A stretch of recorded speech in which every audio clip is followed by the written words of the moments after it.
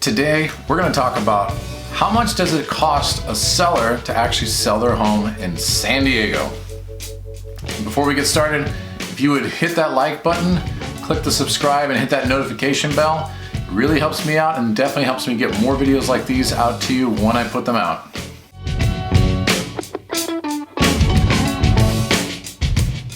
All right, let's get into it. My name is Wright. I'm a local realtor here in San Diego with Compass Real Estate. And today we're going to talk about what does it actually cost a homeowner to actually sell their house. There's a lot of costs that go into play. We look at, buyer costs, things like that. But let's today really just look at what does it really cost a seller, a homeowner who's hiring an agent to sell their house for them. What does it cost? So as far as all the costs to the seller, basically the total closing cost, which includes everything that we're going to talk about, we kind of want to break it up into a couple different categories. Mainly it's going to be brokerage fees like commissions, escrow fees, title fees. You're going to have loan balance payoff fees, as well as taxes, depending on where you are in your tax cycle. And then you're going to have other things like kind of miscellaneous fees in terms of potential repair, credits, different items like that. So we're going to kind of go through those. All right, so let's just get right to it and hit the elephant in the room. The biggest cost that most sellers who decide to hire an agent to sell their home for them, the biggest cost obviously they're going to incur is going to be the brokerage fees, the commissions that they're going to be paying their listing broker, who is then going to be splitting that with a buyer's broker when they bring their client to the house and you put that deal together. So typically here in my market in San Diego, a typical listing brokerage fee is going to be somewhere between 5% to 6%. And it's 100% negotiable between the seller and the agent when they're determining that. And the biggest factor of the difference there, it's really what kind of service is being offered. As far as really full service, is there a lot of marketing? I mean, we have a ton of properties here in San Diego that are, on average, $2 million, $5 million properties. $1 million property is not uncommon here. So as far as marketing, video, photography, 3D tours, print publication, advertising, online, digital, it just depends on what kind of scope of service you really are requiring to sell a property and what the seller is wanting to have done as well. So, there can be times where listing is taken at 7% or more, depending on what type of marketing really has to be done, especially if it's a high-end property that has to go international. So that's why there's a fluctuation, but typically between 5 and 6% is what you can count for. So going into the next topic here as far as fees, after our commissions, we're going to have something which is our escrow fees. So if you're not familiar with what escrow is, I'm not going to get too much into it, but it's just a neutral third party that really is handling the processing of funds and documents between both parties, and they're acting completely neutral. So that way they're just getting the processing done and doing a ton of work in the middle there. But these fees typically are going to range between about $2,000 to $2,500 on average for a typical home around San Diego. It could be less than that. It could also be a lot more than that, depending on what's going on there. And so the next cost that you're going to be seeing when you go to sell your house is title. So you're going to have a title company that's going to also do a lot of recording. They're going to look into a lot of documents on the property to check title and provide clean title. So when you sell a property, the new buyer is not going to get something that has a lien on it or something that someone can come back and then now have an issue with the new buyer. So essentially, you're going to be paying something that's called title insurance. And then altogether, as far as title fees, you can roughly plan on, I'd say, between about $1,500 to $2,500 for title fees in the whole process, kind of start to finish. That includes stuff like going down and recording documents, sending out notaries, just different processes that are going to be facilitated within the title company scope of work. But that's what you can really count on. Okay, so then the next biggest thing that you're going to be paying off, which A lot of sellers really don't look at it as a payoff cost to them, but it is a cost. I mean, essentially it's going to be your loan payoff amount. So this is not always going to be exactly what is on your loan statement as far as, balance due. Escrow will typically have to request a final payoff amount from the mortgage company to see what exactly you owe down to the penny that company, that bank, to pay off your loan and sell your house. So this is going to include things like accrued interest. There's sometimes, it's kind of rare to see it, but there can be prepayment penalties. So like an early payoff fee essentially in there as well. That's kind of uncommon, but you're going to see that final loan statement will be very close to what you owe, obviously, but there will be some accrued interest up to the date of closing. So you need to get that final loan payoff, and that balance will be paid. So that's going to depend on how much you owe on your home still, but you can really go off your most current mortgage statement to get a good idea of what you're going to owe, plus or minus maybe a few $100s or $1,000, depending on what it is. All right, so then the next big thing that is going to be a cost that you're going to have to incur when selling your home is taxes. The tax man always comes, and it's going to depend on where you land in the fiscal year as far as when you sell your house. So typically tax payments are done kind of, one payment and then another payment in the middle as far as, the full year's payments. So if you've already made your, first installment, and let's say you sell kind of mid, like in the second quarter of the year, when you sell, you've already paid those taxes. So you only have to pay taxes up to the date of closing. And then the buyer is responsible for the taxes from there on once they own the house. So if you've paid for half of that first installment, you get that second half back. So essentially, you paid half the year, you sell in the second quarter, you're gonna get what's called prorated back to you as a credit during the sale. So you'll get half of that first installment back, and then the buyer will have to pay that when they purchase. So that's a cost they're gonna incur on purchase.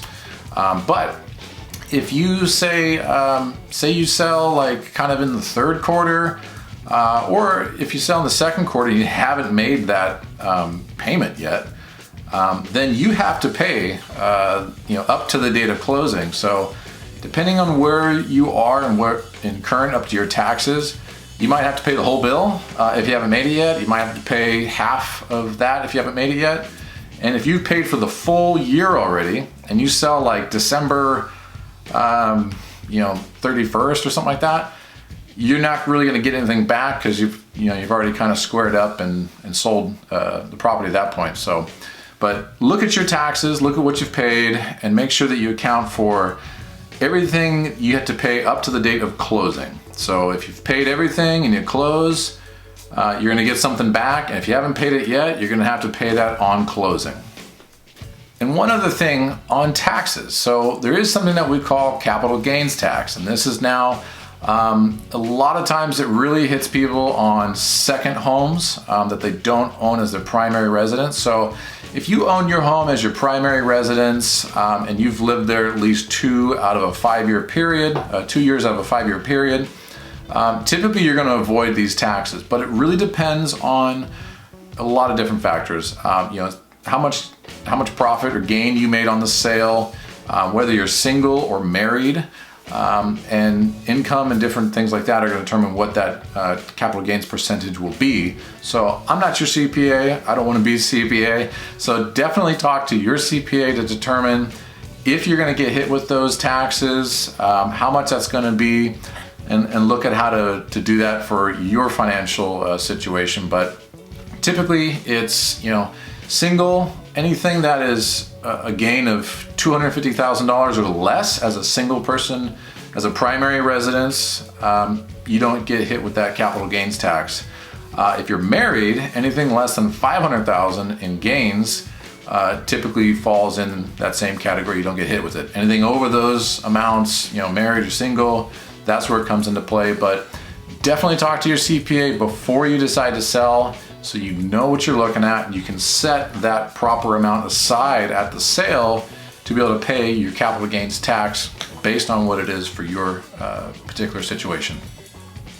All right, so now I want to get into a couple of different just topics of, I list a lot of homes, I work with a lot of buyers, and I see the costs that come up in the transaction that really a lot of people don't talk about.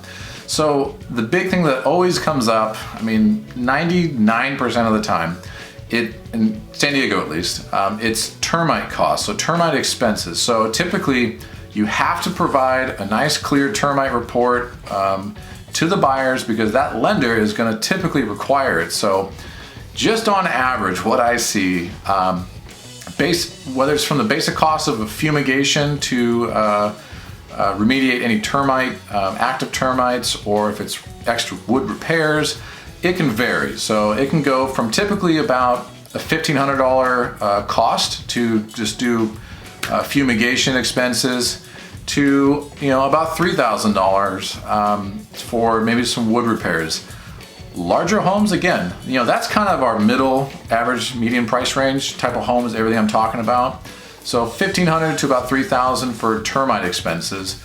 That can easily get to $6,000. It can totally get to $10,000. I've heard of horror stories of like $40,000 termite bills on some big estate properties. On average, what I typically have seen in most of my transactions, between $1,500, $3,000. On top of having to provide certifications and things like that, a lot of properties, you might not have one, but a lot of properties in San Diego and our rural areas are on septic tanks, septic systems. They're not connected to the sewer. So you typically have to provide a septic certification where they pump out all your stuff and sign off and say, yeah, it's all good to go, in simple terms. That can cost, between $300 to $600, $900, depending on the size of your tank and, if there are things there that they have to kind of, fix or repair to certify it.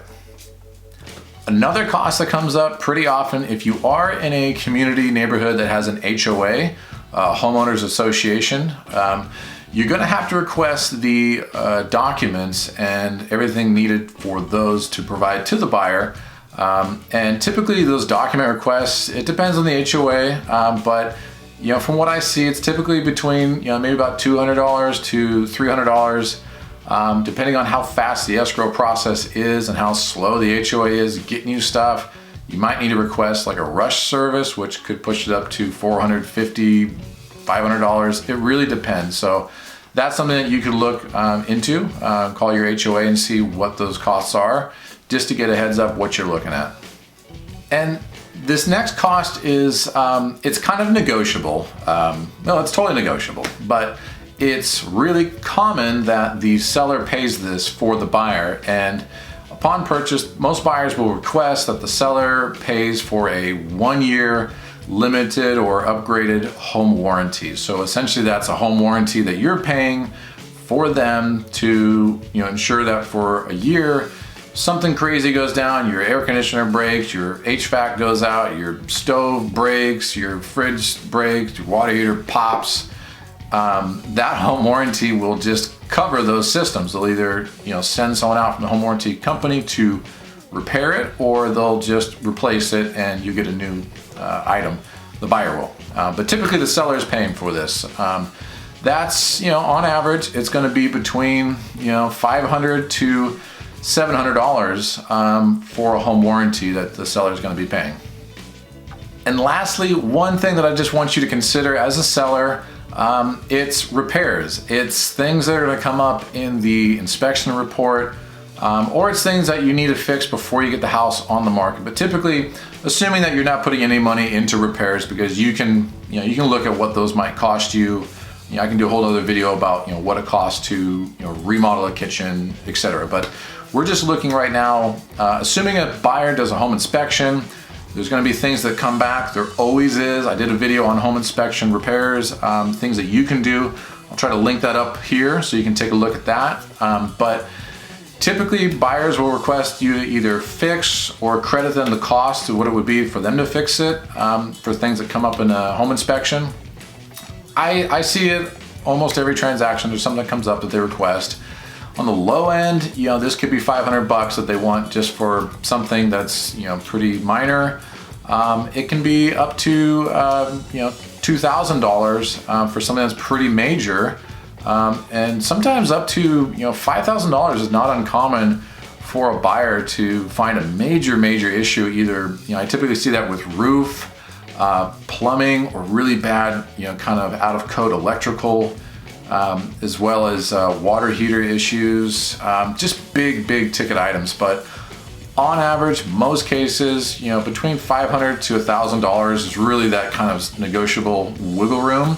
And I've had times where, I've had buyers that, on the listing I'm representing the sellers, they requested, like $10,000, $11,000 worth of work, and we did some really good negotiating and we settled on $800. So it's another reason why you hire an agent, because in that case they were ready to walk and back out and they were done, and we kept it together, and I saved my seller a ton of money, and the buyers were still happy at the end of the day and got a great home. So, but plan on a cost between $500 at least to $1,000 of just kind of a wiggle room that you're setting aside as far as cost.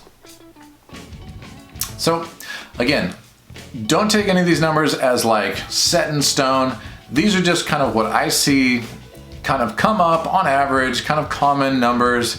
Again, for like our median price range homes here in San Diego, which is typically, between the high end, the mid sixes to mid eights, homes in that market. But what I'd like to do is give you just a quick example. So a home that I recently sold here, closing sales price was $850,000. And just to give you, this is straight from the seller's final closing statement that they receive, that they'll then do their taxes with, to go through their cost and profit and everything that they made on the sale. Sales price of $850,000. Total costs that seller paid, not including taxes. They had, where they fell in their tax fiscal period. Total closing costs that they paid was right around $60,000. So that just gives you an idea of kind of what you kind of would expect. And that's including commissions, everything. I mean, that's absolutely every cost. That was credits and stuff, and termite we did on there, the home warranty, all of it. So $850,000 sales price, $60,000, roughly $60,000 in total expenses and costs to the seller. All right, so that's it. So again, everything that I went over here today, this is kind of working off of estimated, example scenarios. But if you really want to get a detailed seller's net sheet of kind of what you're looking at, what you can kind of take to the bank after you sell your property, feel free to reach out to me. I'm more than happy to put together a net sheet based on, estimated sales price, everything. I do it all the time for my clients. Obviously when I'm listing their house, I'm trying to get it as close as possible so they know what, they're gonna walk away with. Feel free to send me an email. You can give me a call, whatever works for you. I'd be happy to do something like that for you. But other than that, if you enjoyed the video, again, I'd love it if you would subscribe. Again, give me a like, hit that notification bell so when I put more videos out like this, you can be the first to see them. But that's all I got for you today. Thanks for watching.